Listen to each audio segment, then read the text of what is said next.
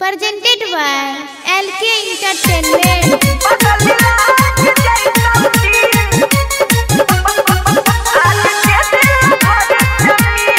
Sachin recording studio Saharsa. फेरो से जल तो लालटेन सब गेहलौ हिलमी।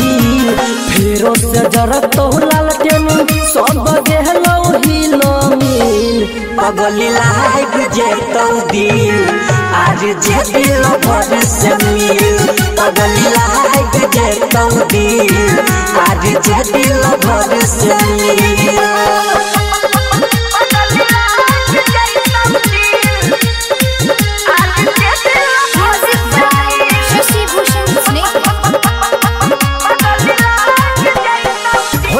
दुख सुख मिलता गे पगले बातिले हमर तू मान गे।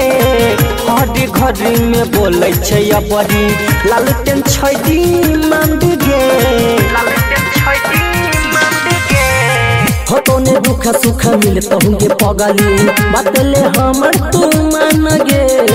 हर घर में बोले छै गे बड़ी लालटेन छौदी मांग गे। हरी हरी कमछिया रंग के ओढ़नी देह बहुते बननी।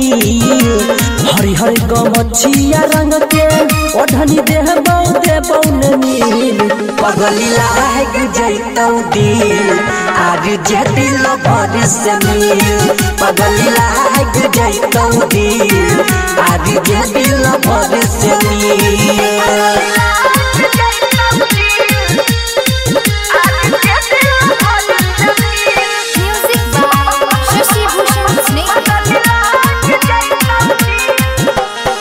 लगा के आस रख तू विश्वास कह में हो तो बरंड गे।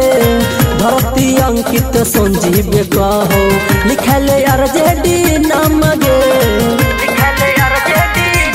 हे गई लगा के आस रख तू विश्वास काम हो तो बरंड गे।